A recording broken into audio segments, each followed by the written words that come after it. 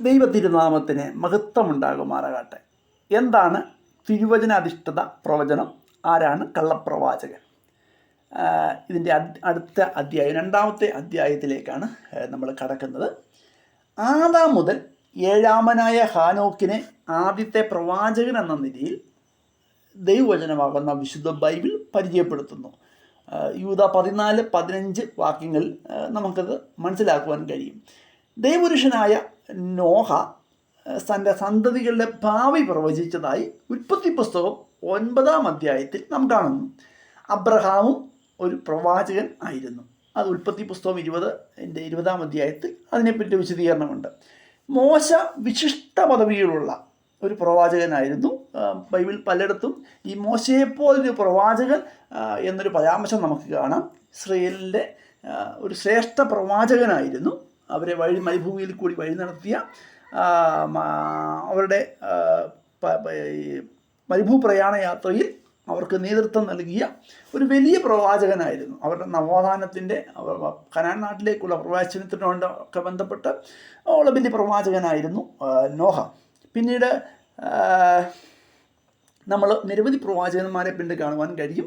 ന്യായാധിപന്മാരുടെ കാലത്ത് നിരവധി പ്രവാചകന്മാരുണ്ടായിരുന്നു. പിന്നെ ബൈബിൾ ഇസ്രയേലിൽ വലുതും ചെറുതുമായിട്ടുള്ള ഒത്തിരി പ്രവാചകന്മാർ കടന്നു വന്നു. അതിൽ കുറച്ച് വലിയ പ്രവാചകന്മാരുണ്ട്. അവസാനം മലാഖിയുടെയൊക്കെ ആ ഒരു സമയമായപ്പോൾ ചെറിയ പ്രവാചകന്മാരുടെ നീണ്ട ലിസ്റ്റ് കാണാം.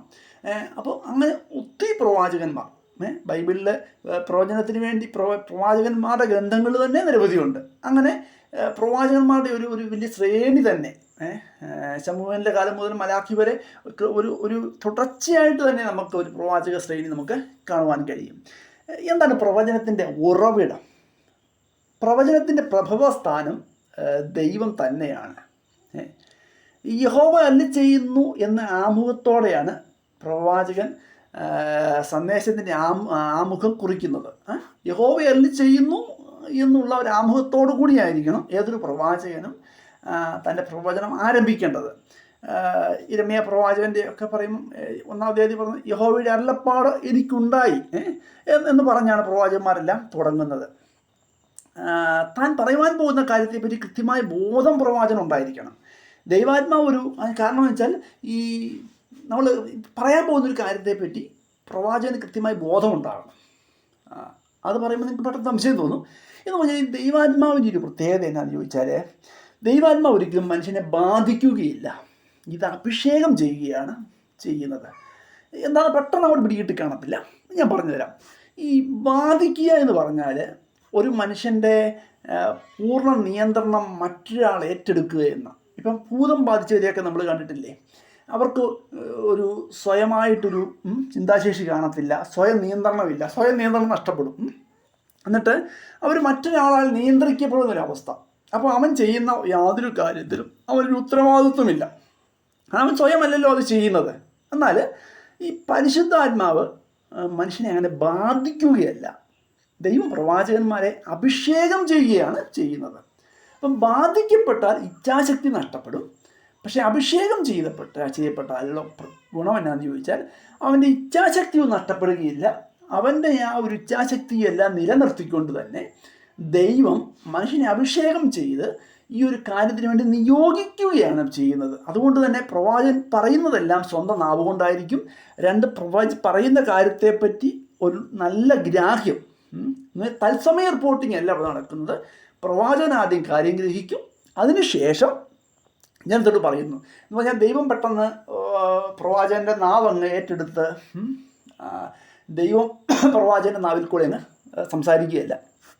പ്രവാചകന് വെളിപ്പെടുത്തി കൊടുക്കുന്നു, ആദ്യം റിസീവ് ചെയ്യുന്നു, അതിനുശേഷം പ്രവാചകൻ അത് ജനത്തിന് നൽകുന്നു. ഇതാണ് യഥാർത്ഥത്തിൽ പ്രവചനത്തിൽ നടക്കേണ്ടത്. എന്ന് പറഞ്ഞാൽ ഒരിക്കലും പ്രവചനം പ്രവചിക്കുമ്പോൾ ശരീരത്തിൻ്റെ നിയന്ത്രണം ഒരിക്കലും ദൈവാത്മാവ് ഏറ്റെടുക്കുകയില്ല. ഇത് നമുക്ക് തെളിവ് ധാരാളമുണ്ട്. ഇത് കേവലം വാക്കുകൾ കൊണ്ട് പറഞ്ഞു വിടുകയല്ല. ദൈവപുരുഷനായ മോശയോട് ദൈവം പറയുന്നത് ശ്രദ്ധിക്കുക. പുറപ്പാട് ദിവസം 7-ാം അധ്യായം 2-ാം വാക്യം, ഞാൻ നിന്നോട് കൽപ്പിക്കുന്നതൊക്കെയും നീ പറയണം. നിന്റെ സഹോദരനായ അഹരോൻ ഇസ്രായേൽ മക്കളെ നിന്റെ ദേശത്തു നിന്ന് വിട്ടയപ്പാൻ ഫറവോനോട് പറയണം. പുറപ്പാട് ദിവസം 4:2, ആകയാൽ നീ ചെല്ലുക, ഞാൻ നിൻ്റെ വായോട് കൂടെ ഇരുന്ന് നീ സംസാരിക്കേണ്ടത് നിനക്ക് ഉപദേശിച്ചു തരും എന്നരുളി ചെയ്തു. അപ്പം മോശയോട് പറയുന്നത്, നീ അങ്ങോട്ട് ചെല്ല, നീ അവിടെ സംസാരിക്കേണ്ടത് എന്നാണ്, ഞാൻ നിൻ്റെ വായോട് കൂടെ ഇരുന്ന് നിന്നോട് ആദ്യം ഞാൻ ഉപദേശിച്ചു തരും. അപ്പം ദൈവം മോശയ്ക്ക് ആദ്യം ഉപദേശിച്ച് കൊടുക്കും. ഈ ഉപദേശിച്ച് കൊടുക്കുന്നത് എന്താണോ അതാണ് മോശ പറയേണ്ടത്. ദൈവം തൻ്റെ വചനത്തെ പ്രവാചകനിലൂടെ ജനത്തിന് നൽകുന്നു. പഴയ നിയമത്തിൽ നമുക്കത് വ്യക്തമായിട്ട് മനസ്സിലാക്കാൻ കഴിയും. ഇരമയാവുമായിട്ടുള്ള ദൈവിക ഇടപെടൽ നമ്മളൊന്ന് പരിശോധിച്ചാൽ ഇരമയാവോട് പറയുന്നു, പിന്നെ യഹോവ കൈ നീട്ടി എൻ്റെ വായെ തൊട്ടു, ഞാൻ എൻ്റെ വചനങ്ങളെ നിൻ്റെ വായിൽ തന്നുവിരിക്കുന്നു. ഇരമയാവ് 1:9. അപ്പം ആദ്യം പ്രവാചകന് വചനങ്ങളെ നൽകുന്നു, പറയേണ്ട കാര്യങ്ങൾ. അതിനുശേഷം പ്രവാചകനത് പറയുന്നു. പഞ്ചഗ്രന്ഥങ്ങളിൽ യഹോവ അരുളി ചെയ്യുന്നു എന്ന പദമോ സമാനമായ പദങ്ങളോ 500-ലേറെ തവണ നമുക്ക് കാണുവാൻ കഴിയും. മോശയുടെ പഞ്ചഗ്രന്ഥങ്ങളിൽ 500-ലേറെ തവണ യഹോവ അരുളി ചെയ്യുന്ന എന്ന പദമോ അതിനോട് സമാനമായ പദങ്ങളോ കാണുവാൻ കഴിയും. പിന്നീടുള്ള ചരിത്ര പുസ്തകങ്ങളിലും കാവ്യ ഗ്രന്ഥങ്ങളിലുമായി 300-ലേറെ തവണ, പ്രവചന ഗ്രന്ഥങ്ങളിൽ 1200-ലേറെ തവണയും ഇതേ പ്രയോഗങ്ങൾ കാണുവാൻ കഴിയും. പ്രവചനത്തിന് ആധികാരികത ലഭിക്കുന്നത് ദൈവം അതിന് അംഗീകാരം നൽകുമ്പോഴാണ്. മനസ്സിലായോ? പ്രവചനത്തിന് ആധികാരികത ലഭിക്കുന്നത് ദൈവത്തിൻ്റെ കയ്യൊപ്പ് അവിടെ പതിയുമ്പോഴാണ്.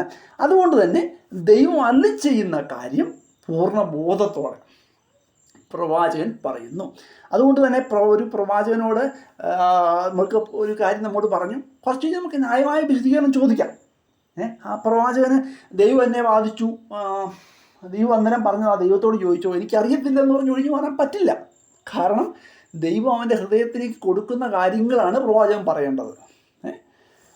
അല്ലെങ്കിൽ ആ പ്രവാചകൻ പ്രവചിച്ച കാര്യത്തെപ്പറ്റി ന്യായമായ അറിവില്ലെങ്കിൽ ആ പ്രവാചകനെ പറഞ്ഞത് ദൈവാത്മാവിലല്ല ദുരാത്മാവിലാണെന്ന് നമുക്ക് തീർച്ചയായിട്ടും പറയേണ്ടി വരും. അതുകൊണ്ട് ന്യായമായ ഏത് ചോദ്യങ്ങൾക്കും പ്രവാചകൻ മറുപടി കൊടുക്കുവാൻ, വിശദീകരണം കൊടുക്കുവാൻ ബാധ്യസ്ഥനാണ് എന്നർത്ഥം. കാരണം ഒരിക്കലും പ്രവാചകൻ്റെ ആത്മനിയന്ത്രണം, ശരീര നിയന്ത്രണം പരിശുദ്ധാത്മാവ് ഏറ്റെടുക്കുകയില്ല. ഈ മനസ്സിൽ തോന്നുന്ന എന്തും ദൈവീയ വെളിപ്പാട് എന്ന നിലയിൽ പറയുവാൻ പ്രവാചകന് അനുവാദമില്ല. ഒരു കയ്യബദ്ധം പറ്റിപ്പോയതാണോ എന്നോ നാക്കുപിഴ വന്നതാണെന്നോ എന്ന് പറഞ്ഞ് പ്രവാചകൻ ഒഴിഞ്ഞു മാറുവാനും സാധ്യമല്ല. കേവലം ഒരു കയ്യബദ്ധം പറ്റിപ്പോയതാണോ, ഒരു നാക്കുപിഴ വന്നതെന്നോ ഒന്നും പറഞ്ഞ് പ്രവാചകൻ ഒഴിഞ്ഞു മാറാൻ സാധ്യമല്ല. അതിനെല്ലാം വിശദീകരണം കൊടുക്കുവാൻ ഏതൊരു പ്രവാചകനും ബാധ്യതയുണ്ട്. ഭയത്തോടുകൂടെ മാത്രമേ ന്യായപ്രമാണം കള്ളപ്രവാചകന്മാർക്ക് നൽകുന്ന ശിക്ഷയെപ്പറ്റി നമുക്ക് വായിക്കുവാൻ സാധിക്കുകയുള്ളൂ. നമുക്ക് അതിനെപ്പറ്റി ആ വാക്യം നമ്മൾ വായിക്കാൻ സാധിക്കും. ആവർത്തന പുസ്തകം 13-6, 8-11. നമ്മൾ ആ വാക്യം ഞാൻ പെട്ടെന്ന് വായിച്ച് കേൾപ്പിക്കാം. ആ പ്രവാചകനോ സ്വപ്നക്കാരനോ മിസ്രദേശത്തു നിന്ന് നിങ്ങളെ കൊണ്ടുവന്നവനും അടിമ വീട്ടിൽ നിന്ന് വീണ്ടെടുത്തവനുമായ നിങ്ങളുടെ ദൈവമായ യഹോവയ്ക്ക് വിരോധമായി ദ്രോഹം സംസാരിച്ചു. നീ നടക്കേണ്ടതിന് നിന്റെ ദൈവമായ യഹോവ കൽപ്പിച്ച വഴിയിൽ നിന്ന് നിന്നെ തെറ്റിപ്പാൻ നോക്കിയത് കൊണ്ട് അവനെ കൊല്ലണം. അങ്ങനെ നിന്റെ മധ്യത്തിൽ നിന്ന് ദോഷം നീക്കണം. നീയോ നിന്റെ പിതാക്കന്മാരോ അറിഞ്ഞിട്ടില്ലാത്ത അന്യദൈവങ്ങളെ ചെന്ന് സേവിക്കുക എന്ന് നിന്റെ അമ്മയുടെ മകനായ നിന്റെ സഹോദരനോ നിന്റെ മകനോ മകളോ നിന്റെ മാർബിടത്തിലുള്ള ഭാര്യയോ നിന്റെ പ്രാണസ്നേഹിതനോ രഹസ്യമായി പറഞ്ഞ് നിന്നെ വശീകരിപ്പാൻ നോക്കിയാൽ അവനോട് യോജിക്കുകയോ അവൻ്റെ വാക്ക് കേൾക്കുകയോ ചെയ്യരുത്. അവനോട് കനിവ് തോന്നുകയോ അവനോട് ക്ഷമിച്ച് അവനെ ഒളിപ്പിക്കുകയോ ചെയ്യാതെ അവനെ കല്ലെറിഞ്ഞ് കൊല്ലണം. അവനെ കൊല്ലേണ്ടതിന് ആദ്യം നിന്റെ കയ്യും പിന്നെ സർവ്വജനത്തിൻ്റെ കയ്യും അവൻ്റെ മേൽ ചെല്ലണം. അടിമ വീടായ മിസ്രയീം ദേശത്തു നിന്ന് നിന്നെ കൊണ്ടുപോകുന്ന നിന്റെ ദൈവമായ യഹോവയോട് നിന്നെ അകറ്റുവാൻ അവൻ അന്വേഷിച്ചതുകൊണ്ട് അവനെ കല്ലെറിഞ്ഞ് കൊല്ലണം. ആ വാക്യങ്ങൾ വിശദമായി നിങ്ങൾ വായിച്ചു നോക്കിയാൽ മനസ്സിലാവും. കള്ളപ്രവാചകന്മാരെ കല്ലെറിഞ്ഞ് കൊല്ലുക എന്നുള്ളതായിരുന്നു ന്യായപ്രമാണത്തിലെ ശിക്ഷ. ന്യായപ്രമാണത്തിലെ കഠിനമായ ശിക്ഷാ നിയമങ്ങളൊക്കെ ഒരു പക്ഷെങ്കിൽ ഇന്നുണ്ടായിരുന്നുവെങ്കിൽ നമ്മുടെ എത്ര പ്രവാചകന്മാർക്ക് ജീവനം ഉണ്ടാകുമായിരുന്നു എന്ന് നമുക്ക് അറിഞ്ഞുകൂടാം.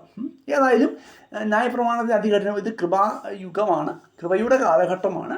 അതുകൊണ്ട് ദൈവം എല്ലാവരെയും ഇങ്ങനെ അഴിച്ചു വിട്ടേക്കുവാണ് എന്നതുകൊണ്ട്, തത്സമയ ശിക്ഷയില്ലാത്തത് കൊണ്ട് നമ്മുടെ പല പ്രവാചകന്മാരും ഇങ്ങനെ രക്ഷപ്പെട്ടു പോകുന്നു. പക്ഷേ ഈ പ്രവാചകന്മാരൊക്കെ നിമിത്തം ഒത്തിരി പേരെ നിത്യനാശത്തിലേക്ക് പോകുന്നുണ്ട് എന്നൊരു വസ്തുതയായതുകൊണ്ട് ദൈവജനം ഈ വിഷയത്തെപ്പറ്റി ന്യായമായ അറിവുള്ളവരായിരിക്കണം. കഴിവതും ഞാൻ സാധാരണ പറയാറുണ്ട്, നമ്മൾ വഴി നടക്കുന്ന കൈനോട്ട, നമ്മുടെ ലോകത്തിൻ്റെ ഭാഗമായിരുന്നപ്പോൾ നമ്മൾ കൈനോട്ടക്കാരെടുക്കെ പോകുമായിരുന്നു. അതേ ലാഘവത്തോടെ ഒരു പ്രവാചകൻ്റെ അടുക്കൽ പോയി ഭാവി അറിയുവാൻ വേണ്ടി ശ്രമിക്കരുത്. നമ്മുടെ ഭാവിയെല്ലാം ദൈവത്തിൻ്റെ കയ്യിൽ സുരക്ഷിതമാണെന്നുള്ള ഒരു ബോധത്തിൽ വേണം നാം ജീവിക്കാൻ എന്ന് പറഞ്ഞ് ഈ പ്രവചന ശുശ്രൂഷ കുറച്ച് കാണരുത്. അതിശ്രേഷ്ഠ വരമെന്ന നിലയിലാണ് പ്രവചന ശുശ്രൂഷയെ ദൈവവചനമായ വിശുദ്ധ ബൈബിൾ വിശദീകരിക്കുന്നത്. പുതിയ നിയമത്തിൽ ശ്രേഷ്ഠവരമായിട്ട് തന്നെയാണ് നമുക്കത് കാണുവാൻ കഴിയുന്നത്. അതുകൊണ്ട് തന്നെ നമുക്ക് തുടർന്നുള്ള അധ്യായങ്ങളിൽ അതിൻ്റെയൊക്കെ വിശദീകരണങ്ങൾ നമുക്ക് ധ്യാനിക്കുവാൻ സാധിക്കും. ദൈവം നമ്മളെ എല്ലാവരെയും അനുഗ്രഹിക്കുമാറാകട്ടെ.